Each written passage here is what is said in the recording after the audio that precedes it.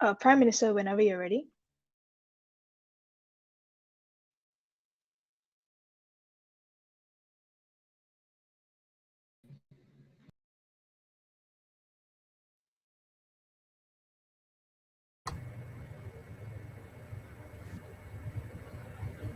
Excuse me, can you hear me? Yeah, I can hear you. My team members are having a slight internet disruption. Can you give them a few minutes? Okay. I'll just give them 5 minutes, and any further than that, I'll contact the organizing committee. Okay, thank you.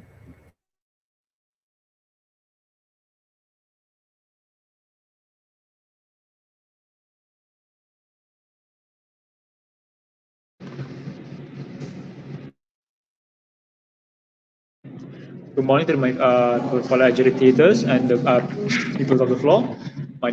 Today I'll be the Prime Minister uh, for the motion of this House will ban any speech or publications denying man-made climate change. First, let's define what is speech and publication. Speech is given under the presence of a press or news. Usually, this can be seen, how should I say, in the nightly news that we see on 7 o'clock in the afternoon. While publications, on the other hand, are handled on blogs, social media, and on the internet.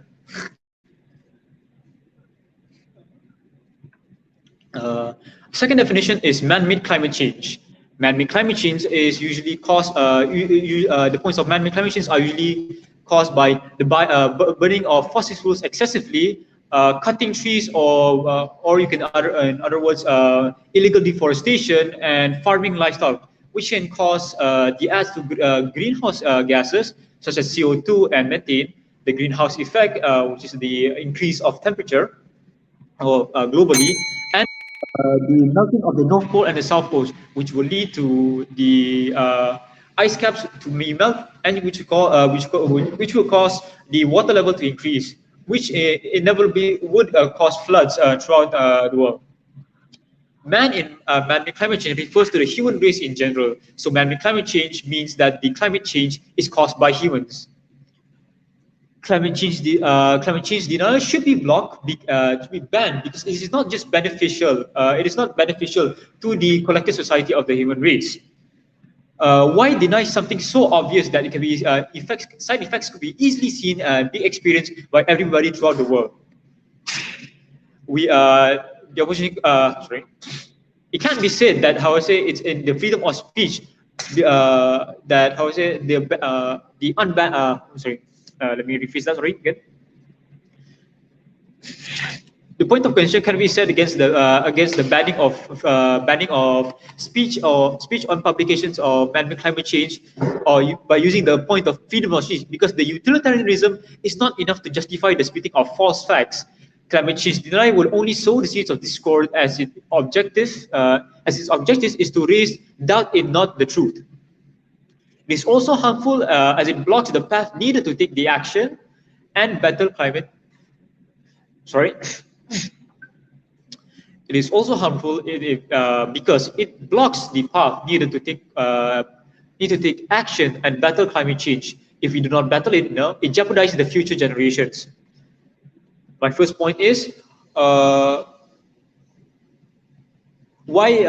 awareness of man-made climate change is very important.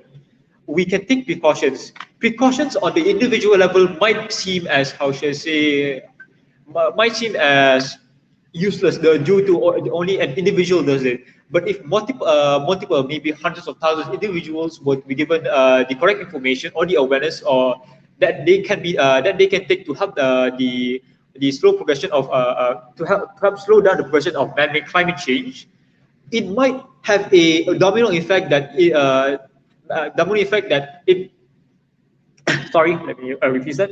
It might have a domino effect of actually having a physical effect on the occurrence of the man-made climate change that we have right now, such as the decreases of usage of, how should I say, motorized vehicles and take alternatives to it, or even the usage of electric burners rather than using gas burners to cook food.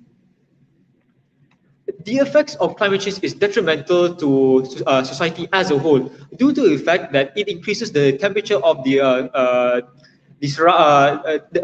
average temperature of the Earth by a couple of degrees seems to be a very minuscule increase. But in actuality, it affects the ecology of the planet very much. Affects the ecology of the planet undoubtedly.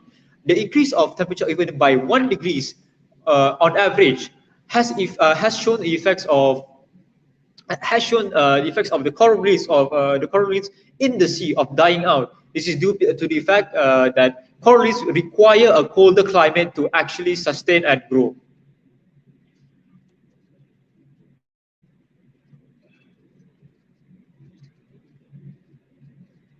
Yeah, Isa. Yeah, thank you.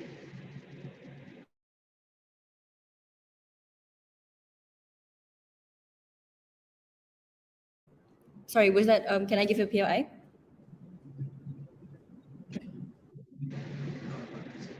No.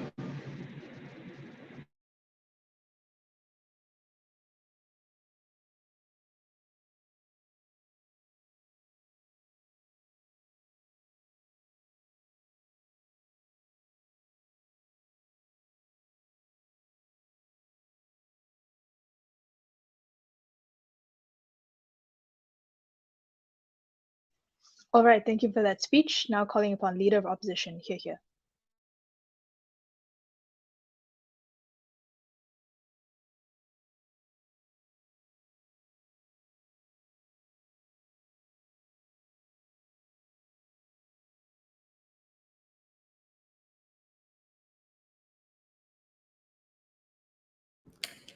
Before I start my speech, am I audible?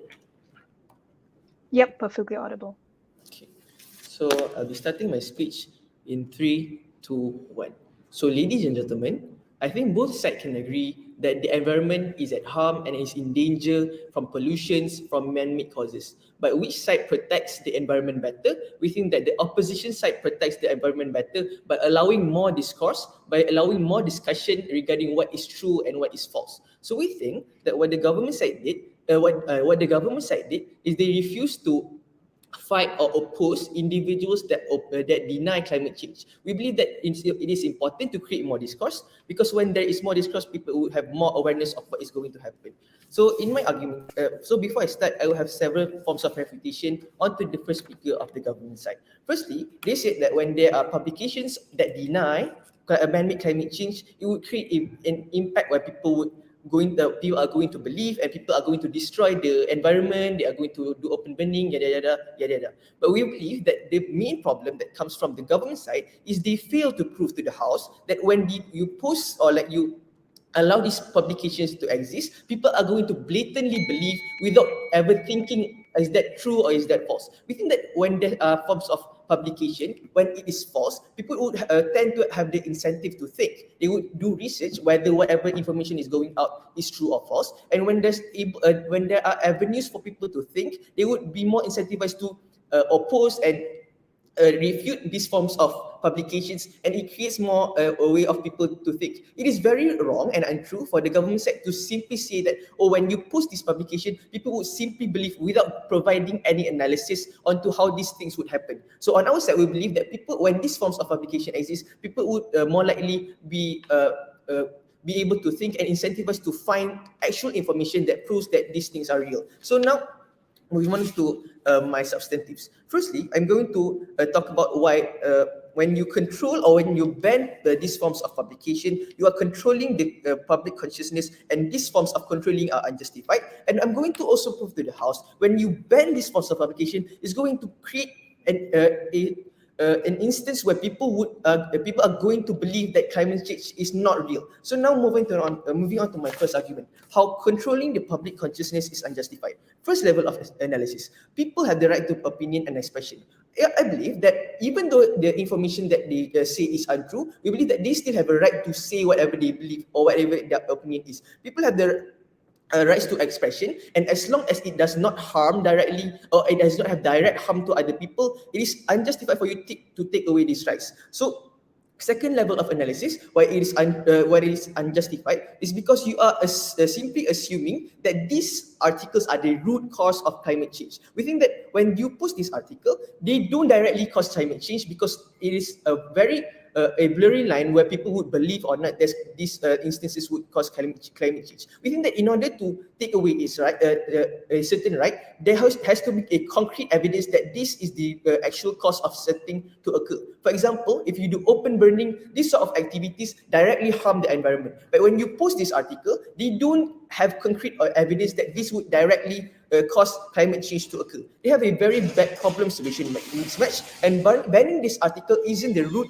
So it isn't the solution to cater towards the root cause of this problem. So we think that it is unjustified when these rights don't have actual reasonings or actual justifications that they cause the problems. And when you take away these rights, you are simply creating a society that don't have the rights to expression and so on. When you ban things such as open burning, littering, or factories that destroy the environment, these activities have direct correlation onto what's the status of the environment, and these forms of activity are justified, but banning these publications of article isn't right. So we think that they are unjustified to control the public consciousness. Now second, it also creates a dictatorial state where it makes people less likely to believe the state. Why so? Because when you ban all of publications that deny climate change, you show to the people that the state aren't able to fight these claims or allegations. When they show to the people that the state are afraid to fight these publications and they choose the incentive to simply block all forms of discourse, people are going to people are no longer going to trust the state. People are going to have assumptions that the state are actually trying to cover up the truth, and people are going to be scared of the government. They are going to believe that actually climate change isn't true at all, and the government is just trying to hide the truth from the people. And by banning this publications of articles and so on, is going to strengthen their beliefs, and in the end of the day make people be less likely to trust the government. They are going to believe that the government are trying to hide the truth from them, and they don't allow these people to voice out their opinion, and they are going to live in fear, and they feel like the government is trying to control these people. So when these sort of things happen, these people on grounds are going to be discontent, and they are not going to trust the government. But what is the real impact of this sort of instances happening? We believe that when this sort of instances happening, they no longer feel the responsibility to take care of the environment, because when the government shows to the people on ground that they make these people believe that climate change isn't real, they are going to no longer feel responsible to take care of the environment, and they are going to be no longer trying to take care of the environment, as in they don't feel responsible when they do open burning, or they support things that actually harm the environment, for example factories and companies that pollute the environment to the very large extent. And when these sort of minuscule problems happen on a very large extent, for example a whole nation that no longer trusts the government, is going to create a world where the small minuscule harm, when they accumulate, is going to have a very bad impact onto the environment as a whole. So onto my last point, how there are better alternatives to solve this problem that directly cater towards the problem that caused environmental change at the first place. For example, when trying to advocate for awareness, or like increasing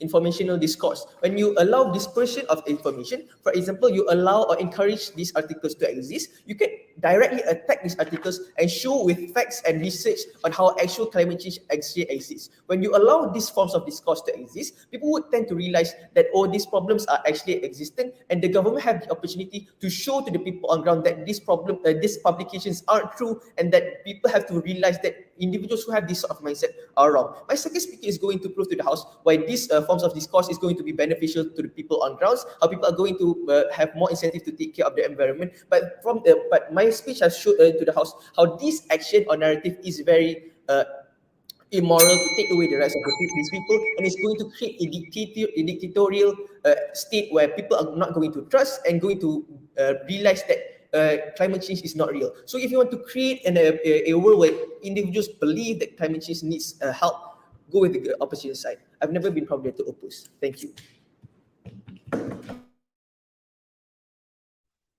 All right, thank you for that fine speech. Now calling upon Deputy Prime Minister. Here.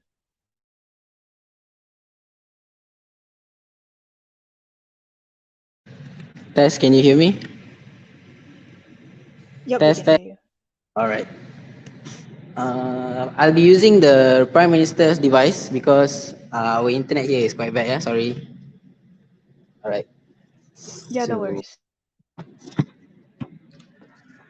right, I'll begin my speech in 3, 2, 1. All right. Good morning to adjudicator, timekeeper, and fellow members of the floor. Today, I am the Deputy Prime Minister who will be giving out a few rebuttals and giving out a few points of my own. So now, before I start off with my points, let me just start off by explaining to opposition side what the motion really is. The motion is denying, government wants to ban you from denying man-made climate change. So, opposition leader kept on ranting about climate change. People don't believe climate change. The public will not believe. But you're failing to understand that you just want to deny man-made climate change, something that already exists. So he said out very bold accusations. For example, public will not trust the state, or we are controlling the public opinion. We believe this is wrong. We are not taking away anyone's freedom of speech. We are not controlling the public opinion. There is no dictatorship as stated by opposition leader. We just want to censor the amount of false information that is coming out to the public. For example, opposition here wants to deny man-made climate change, something that is happening, something that is real, as said by my prime minister. So what is man-made climate change? As explained by my prime minister, our daily activities that contribute to climate change itself, that contributes to global warming. So your whole case is just to deny the fact that man-made climate change is real, and they have to prove to us on why we are stopping the freedom of speech. Now government is trying to tell you that we are not stopping anyone's freedom of speech. We are just preventing these fake informations to go out to the public. As stated, yes, you can argue, some people may call it true, some people may call it false, but studies have shown that due to human activities, climate change has increased throughout the years due to this is what we call man-made climate change, not just climate change as stated by opposition leader. Yes, we believe, no thank you. Yes, we believe climate change is real. But opposition leader kept talking about climate change, climate change. He wasn't really explaining to us man-made climate change, which is the thing we are talking about today. Now, moving on to the fact that he said the public will not trust the state. Now, I don't really get why the public will not trust the state if we are telling them something that is true. Opposition side wants to deny that man-made climate change is real. So the public will trust us because man-made climate change is something that is real. There shouldn't really be any articles denying that man-made climate change. Yes, some people may argue that climate change before could be worse than climate change now. But man-made climate change is still contributing, is still destroying the earth as we speak. Maybe not as bad as last time, maybe not as bad as now, that one we don't really know, but it is still a contributor. So now that I'm done with my rebuttals, yes, before I move on to the points, yes, what is your PIMM? All of us on this side of the debate understand that climate change is happening, that man-made climate change exists. But you have to prove to us why it's so dire for you to actually ban publications, to actually ban all of this of man-made climate change. You have to prove that. Please prove that. All right, we are not banning articles on man-made climate change. We are denying man-made climate change. That is the motion today. Okay, we want to ban you all from denying man-made climate change. All right, so moving on to my points. Before I move on to my points, why we want to deny is because it is a real thing. Man-made climate change is already happening. That's why we want to deny it, to prevent this false information from going out that, the human species isn't destroying the earth. We all can agree the human species is destroying the earth. All right, now moving on to my points. Why is awareness, or why is the speech on man-made climate change important? Number one, this is because the speech on man-made climate change will cause awareness around the world. Why is this awareness important?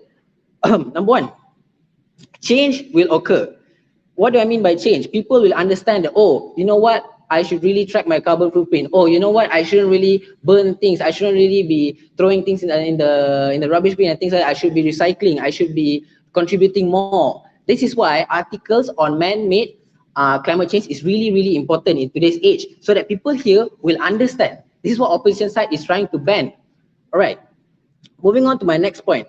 Due to this awareness about climate change and about man-made climate change, people are able to track their carbon footprint. Now, most of us do not know what carbon footprint really is. due to articles that are denying man-made climate change. Right. So what carbon footprint really is the amount of carbon you are emitting to the environment. Now, why is it really important to track this? Ladies and gentlemen, it's really important to track this because the amount of carbon you're emitting by one person is enough to destroy a whole ecosystem, right? So due to this awareness of man-made climate change, due to the awareness that the government is trying to give on man-made climate change, we are able to reduce the carbon emission by each person through this awareness, right? So next, my next point is, with the awareness on man-made climate change, every individual is able to prepare themselves for the future in terms of environment.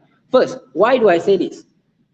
If we are able to track how much carbon emission, how much we are throwing away, how much we are burning and things like that, the government or the higher ups, people from the Ministry of Environment and things like that, are able to prepare for the future. They are able to track, on this winter time there'll be this much rain, on how high the sea levels are rising. So we are able to prepare for the future. As we all know, in 50 years, cities that are near the oceans will be flooded, might not even exist anymore. Cities like Jakarta and things like that might not even exist. Therefore, by government allowing the speech on man-made climate change, we are able to stop this from happening, ladies and gentlemen. We are able to not fully stop it, but slow it down, which is better than opposition side. So opposition, I really ask you to prove to us, why do you want to deny something that is already real, something that is already happening, man-made climate change? Because according to the motion today, this house will ban the publication and denial of man-made climate change. So please prove to us how denying climate change actually helps the earth become safer place, actually helps the human race become, actually helps the environment become more healthy. With that, I rest my case. Thank you. All right, thank you for that speech. Now calling upon Deputy Leader of Opposition, here.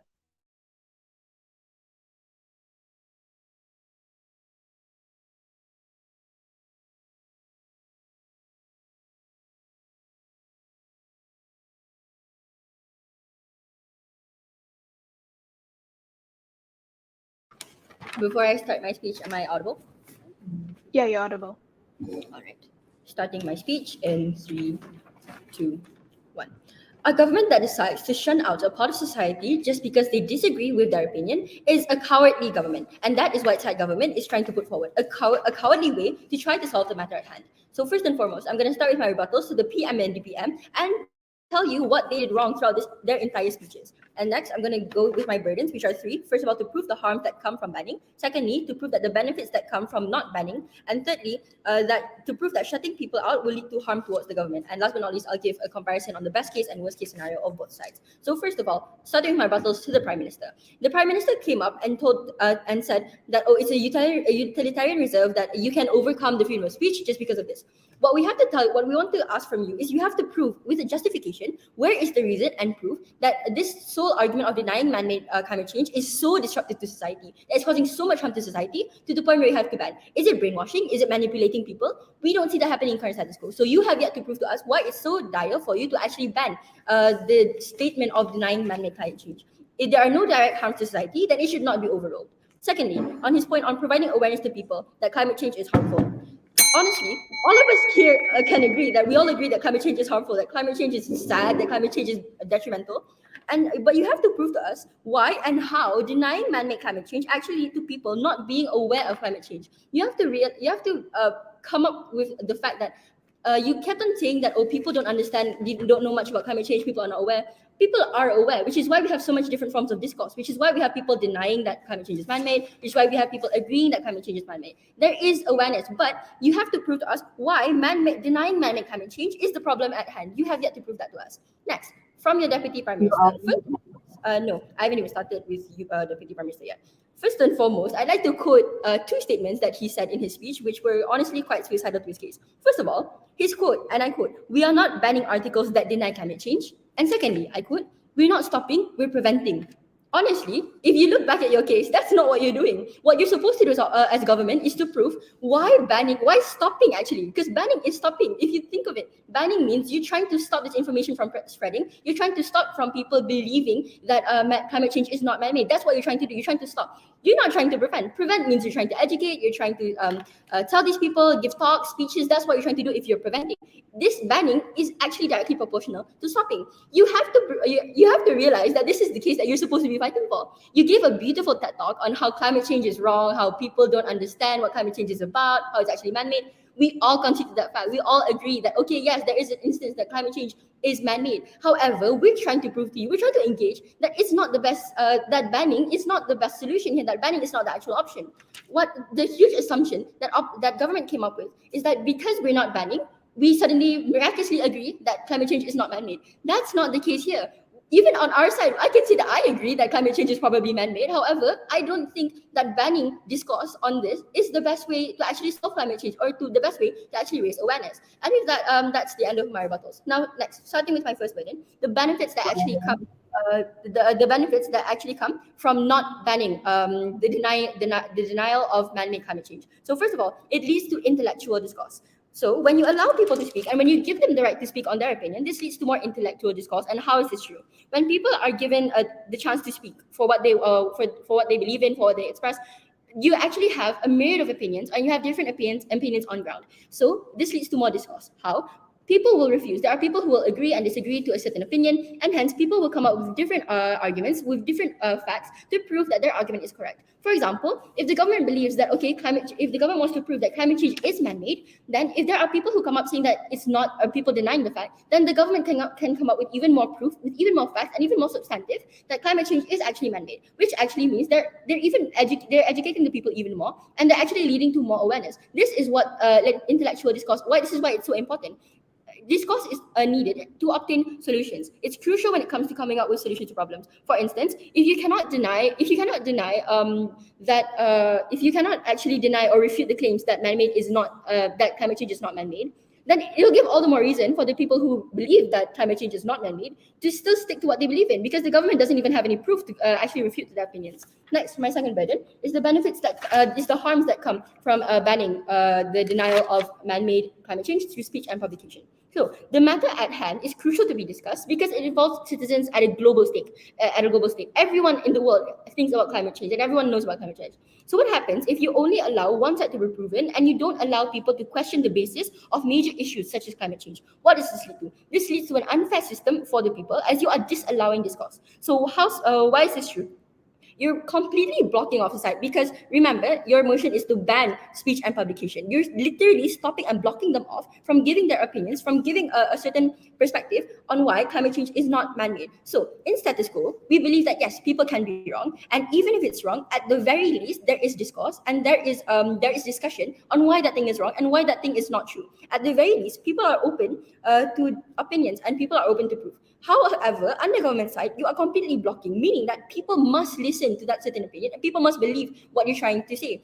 Okay, even if you say that climate change is man-made and that's the only right opinion, we believe that in order to prove that opinion to be really right and to be really concrete, it's better for you to have discourse like we have in current status quo, where people are allowed to believe and to put forth their opinions. However, people are also allowed to discuss, to have discussions. Under your side, you're trying to block that off completely. What does this lead to? This leads to no rebuttals towards the opinions. This leads to people not given the liberty to think, and this leads to people.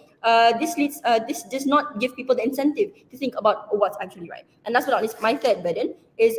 Shutting people out will actually lead to more harm towards the government. So regarding this burden, it's regarding that people will start thinking that the government is just shutting them out. Why? Because you're literally banning speech and publication. You're not allowing them to express their opinions or to express their thoughts on the actual cause of climate change. Even if we say that, okay, they deny that climate change is man-made, and even if you think that's wrong, we believe that it's so dire for them to not be shunned out. Why? Why is this true? Because when this happens, you cannot deny the fact that these individuals who strongly believe that, okay, let's say climate change is not man-made, they will feel oppressed and they will feel shunned out by the government. And this could actually lead to retaliation. no matter, even if the government whip comes up and says that, oh, this is excessive or this is going off tangent, we believe that it's not going off tangent because you're the ones who are trying to go with such a strong motion where you're trying to ban completely speech and publication, and because of that, you will have to face the excessive harms that come. So why is this true? Because people will actually try to prove even more that climate change is not man-made because the government doesn't even want to listen to them. So people will be less trusting to the government because their words are shunned out. And what is this a fact? This could actually lead them to believe that they know that the government, because they think that the government is cowardly because they don't want to prove what they're thinking is wrong. So last but not least, the best case scenario for government side is that people will just agree. But this would lead to even more doubt on the government side because people are just, all the government's basis is that, okay, you just see this, you believe in this. Under opposition, there at the very least, even if there exists wrong opinions, even if climate change is actually man-made and not it's wrong to deny it, at the very least we have discourse and we have discussions, and with that I've never been prouder to oppose.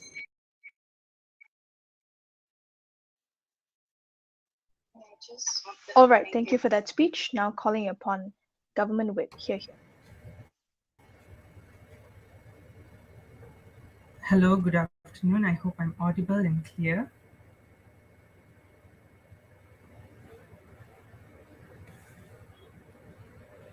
Hello, am I audible and clear?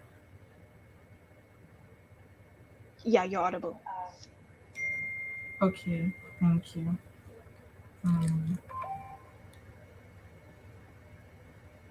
So what I'll be doing as the government whip today is, first I'll be doing a little rebuttal on, oh yeah, I'm beginning my speech, you can start timer.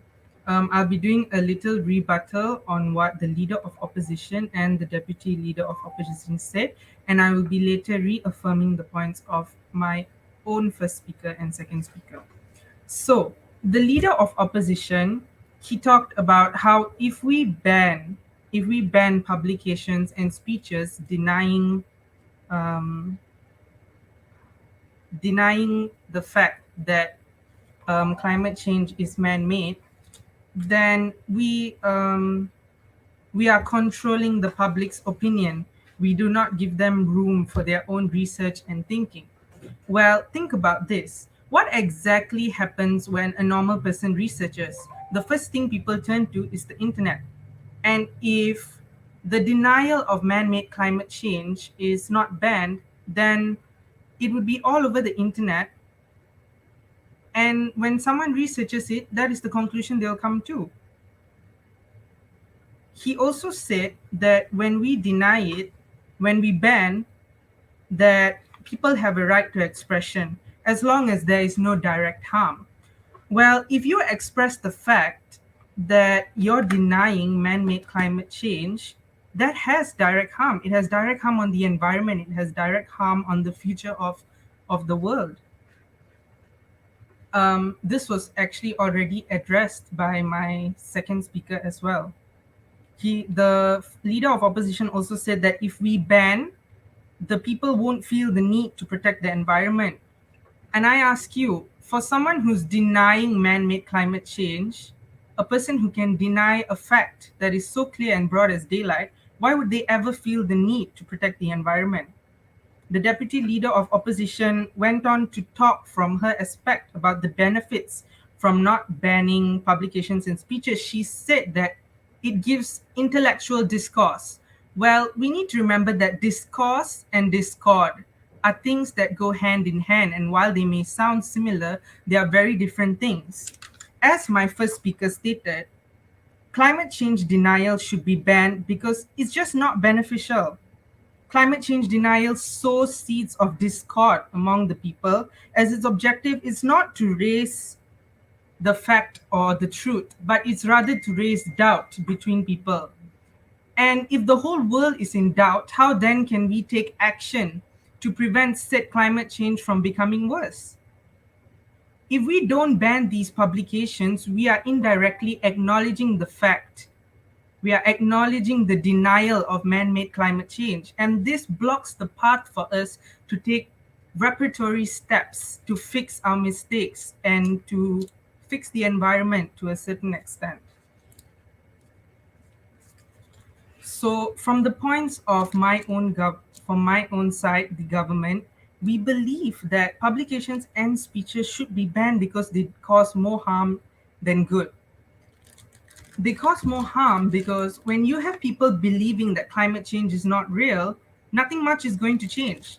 Climate change is still going to be going on, and it jeopardizes the future of our nation. The ecosystem will still be just rotting. And it's an undeniable fact that climate change is caused by man. I mean, almost 100% of global warming is caused by human actions, such as open burning, refusing to recycle, even though it's such a simple thing to do, um, not caring and not even knowing what their carbon footprint is. And I believe the best way to bring people's awareness to the situations is by having a unified front, by acknowledging the fact that climate change is man-made, and that is precisely why we should ban publications and speeches denying man-made climate change. Um, Moving on to also the fact that the deputy leader of opposition said that one of the harms of banning is shutting people out, shutting the public out, as they need intellectual discourse. Well, what we are saying is we are not going to ban everything the public says. That would be shutting people out. We are just going to be banning the denial of man-made climate change because that's not an opinion. It's an untrue fact. It's an undeniable fact that climate change is man-made. We are one of the biggest progenitors of climate change. Can I please know how much time I've left? I can't see the stopwatch.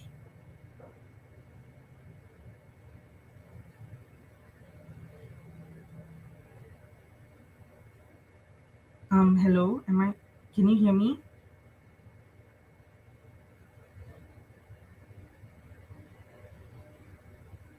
Yeah, we can hear you, but I think the timekeeper only show you when you have 1 minute left. Oh, okay. In that case, I'll continue.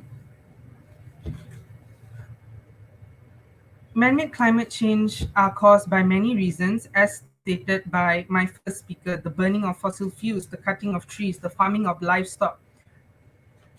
These are all examples of man-made climate change because man is at the root of these problems. Farming livestock may as well be one of our biggest problems because I am sure most of you all know farming livestock increases the carbon footprint of an individual, because when you agree to say either take more meat in your diet, you are encouraging the production of more livestock, which in turn generates more greenhouse gases and affects the climate change. That is all for my speech today. Thank you very much.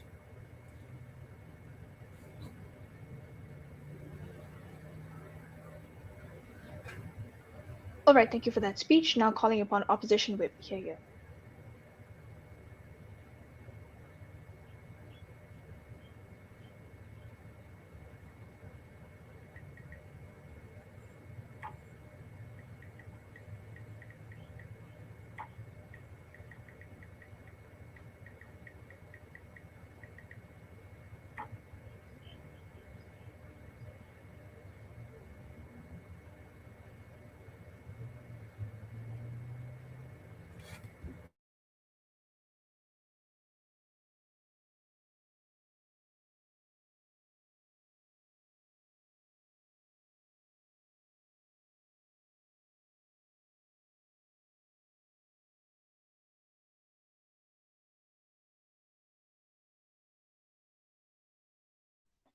Opposition whip, whenever you're ready.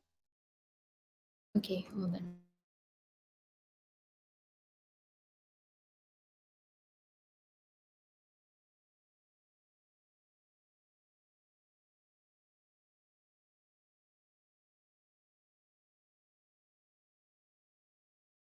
Before I start, can I know if I'm audible? Yeah, you're audible. Okay. I'll be starting my speech in 3, 2, 1. It's clear to see by the end of this debate, the whole argument that the government side is trying to propose, and all that government side has been doing is giving a TED talk about why climate change is bad. And we believe that they do not really understand what this whole debate is about. But before that, I, as the whip speaker on opposition side, will be doing a few things for you today. Firstly, I'll be stating a few rebuttals coming from our side. And secondly, I'll be stating a few clashes comparing both paradigms and proving to you why this debate goes to our side. So firstly, on to my rebuttals. So the government side has been talking about how by banning you can take, but the Prime Minister mentioned that by banning you can take precautions and such.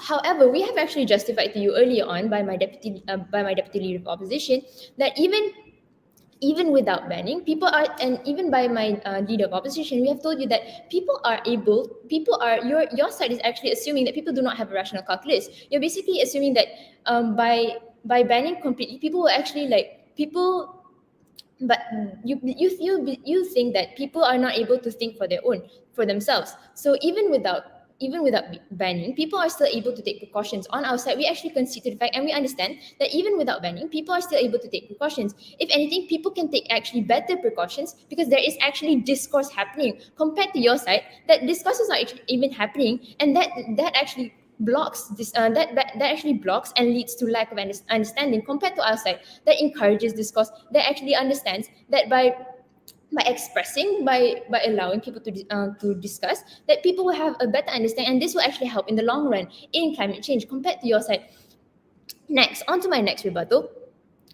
The government side is actually very has been not very consistent with their objective of today's debate. First, by their Prime Minister, they said that they're not taking away freedom of speech. They're simply censoring and preventing. But as stated by my deputy leader of opposition, you're actually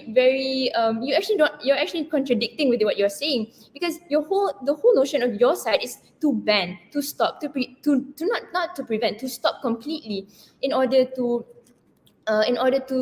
make people understand about climate change. But it's truly sad to see that you actually don't even understand what you're saying. You don't even know what you're saying. So we believe that, and we stated that by banning, you're actually stopping and taking away freedom of speech completely. So and your side hasn't even proven why it's so bad. Why is there such a dire need? Okay. So your side has also stated that by denying man-made climate change is that denying man-made is dangerous and such, and that our side is denying man-made climate change and stuff. But we're not denying. We already told by my deputy leader of opposition, we're not denying that climate change is real. We're simply allowing discourse. We're simply allowing people to have opinions, for people to actually speak up about what is right and what is wrong. We believe that there's no harm in discourse, and stated as stated by my leader of opposition earlier on in this debate, that we're simply allowing discourse, and there is no direct harm to climate change. Discourse doesn't have an extreme impact on in the long run of climate change. And for my next rebuttal, if it's clear to see that the government side has actually burned their own case, and they've done suicide to their own case. Firstly, by saying that they're not, I've mentioned before, they said that they're not banning, but then they say that they're preventing, and we can see that they're very inconsistent, and we don't really know where they're going with this. And other than that, they also did not really refute and engage with what we've said, what my deputy leader of opposition has mentioned, and we think that this is truly sad on your side. So another thing that has been mentioned by the government side is that by banning, you're actually they said that by banning, they're actually allowing development in the long run, because then supposedly people will have, everyone in their utopian society that they're trying to impose here, that everyone will have this understanding and everyone will agree to what their government is imposing, and that this will allow development in the long run. However, they not only do they lack analysis, and they haven't even proven to us how this is true. They lack analysis, and actually if you look directly, our side is actually more is actually allowing more development, because our side actually encourages more discourse, allowing a consensus to be formed in the long run, so that people can compare and understand which one is right and which one's wrong. And we believe this is more beneficial in the long run in the development of society as compared to your side. If anything, your side is actually limiting society in the long run. So, okay. Now I'll be going on to my clashes. So I'll be providing my clashes into 3 main points. Firstly, which side harms society in the long run? Secondly, the die need to ban in the very first place. And lastly, which side will actually help with climate change in the long run? So firstly, which side harms society in the long run?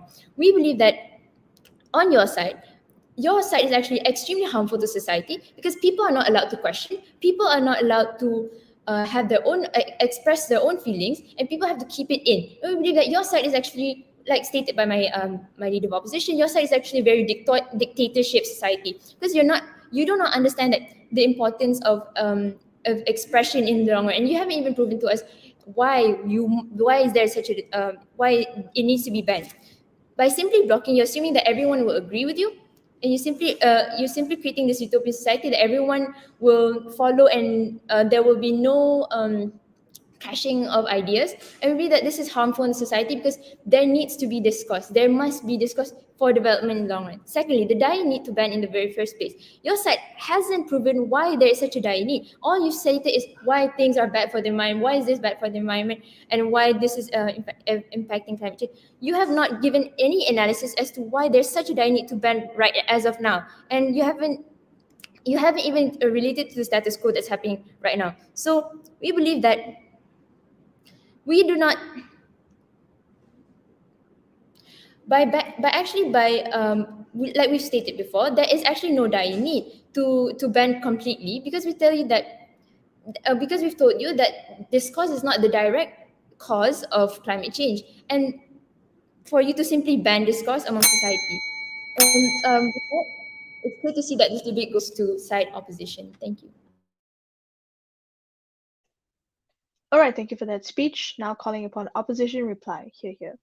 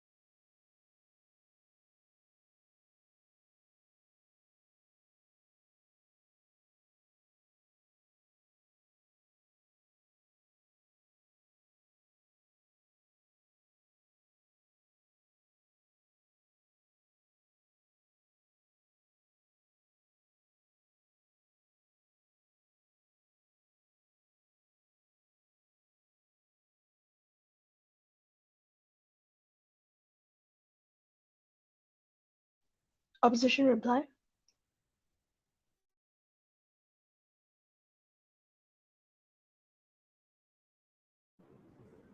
There's only 2 things I need to do in this reply speech to show why opposition has obviously won this case. First of all, I'll prove to you why we win, and secondly, why government loses. So first of all, why we win.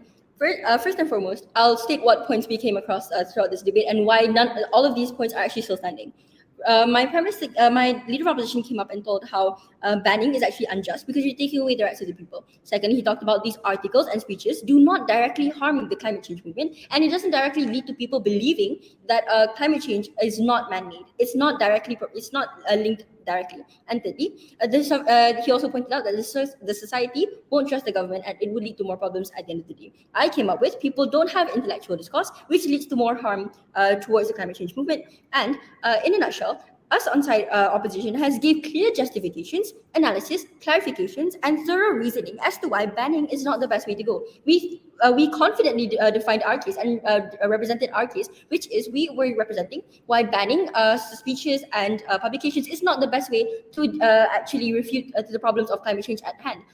What we don't understand why it's clear to see that government didn't win the case There's actually a few reasons as to why, and I'll state it out right now. First of all, the inconsistency. My web already pointed this out, but I'll point it out about all the three speakers. None of them had an actual end goal and an actual clear mechanism of how or what they're actually going to do with this entire motion. None of them can actually confidently say that we're banning speeches and publication, even though that's what they're supposed to do. The problem was, what they're supposed to do was one of them came up with, oh, we're not banning all of the speeches, we're not banning all of the publications, instead we're preventing. That's not the debate today, ladies and gentlemen. That's not what your side is supposed to be doing. That's what our side is supposed to be doing. Then why not just take a hand and sit down beside opposition today? What you're supposed to do is you're supposed to prove why it's so dire, why it's so wrong for this to be led and to be left in the clear, why speeches and publications about denial of man-made climate change is so detrimental to the point where you have to ban it, where you have to stop all kinds of forms of expression about this issue. Secondly, the only thing that side government did that I would say can actually be credible is they only gave TED Talks about climate change. All they did was talk about what climate change comes from, what climate change is actually caused by, what causes climate change. That's the only thing that I could actually come up with from their speeches, from all three speeches. None of them came up with an actual justification as to why banning is so dire, as to why education doesn't work, why speeches don't work. They never came up with that. All they came up with was what climate change is actually stemmed from and why we should all realize that climate change is bad. All of us know that, ladies and gentlemen, boys, please. All of us know that climate change is bad, that climate change can be caused by man-made. Just that you have to prove to us why it's actually so dire for you to ban. And third, they're the ones.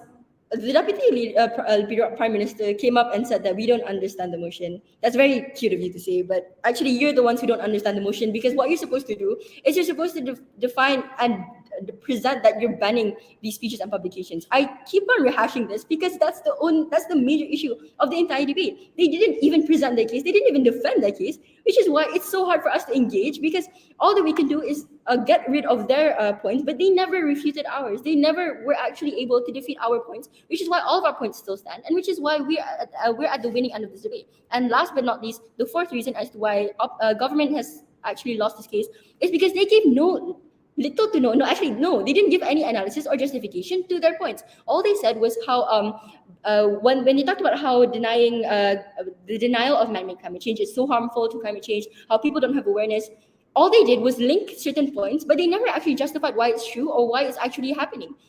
With that said, because there's no justification, because there's no analysis, it's so easy for us to come up and say that this is wrong, this is actually happening. You can't come up and say that, opposition was being unfair. We're not being unfair. You're the ones who don't provide enough substantive and don't provide enough evidence or justifications for us to actually debate with you. So please side with the side that has been trying to engage with side government and has been trying to actually make this into a proper debate. And with that, I've never been proud to oppose.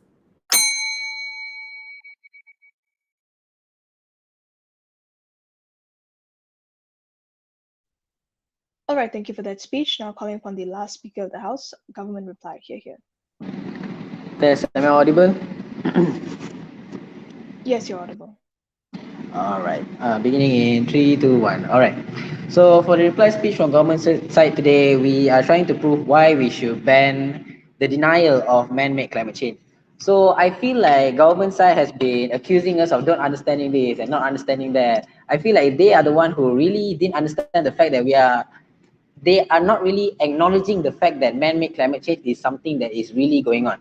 So why I'm saying this is there were two main clashes that I saw. One is government side, opposition side saying intellectual discourse versus our side where we are stopping denial of man-made climate change. Now they are saying intellectual discourse is something that is important, something that everyone should have and everyone can give their own opinions. Now what if through that intellectual discourse, someone actually believes that man-made climate change is something that is fake, something that is not real in this world? What if through your idea of intellectual discourse, where someone doesn't track his own carbon footprint, someone causes more harm than actually good? That is what government side today is trying to stop. We are trying to actually stop the emergence of this kind of news where man-made climate change is something not real or is something that should be discussed about. It's not something that should be discussed about, it's something that is real, something that is happening.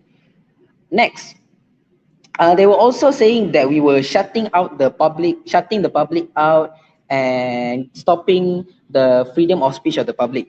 So now why we say this is wrong is we are not taking away the public's freedom of speech. We are just stopping them from giving out these news that saying man-made climate change, not just climate change, we're catering to man-made climate change, saying that man-made climate change is something that should be talked about, is something that should be, there's a true and false about it, there's a pros and cons about it. Yes, we agree, but everyone in this room today can agree man-made climate change is something that is real, something that's happening. There shouldn't really be any discourse on whether it is going on or whether it is important or whether we should be denying or whether we should be agreeing with it. It is something that is real and it is going on.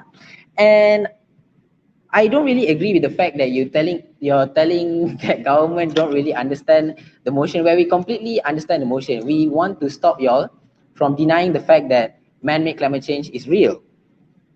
Next, you also didn't knock down they also only gave out one point, which is intellectual discourse, which is something that my third speaker already rebutted. Intellectual discourse on this matter should not be done because it is a matter that is already happening. It is something that is already true. It does not have to be proven. It does not have to be debated. And with that, I think I end my speech today. Thank you.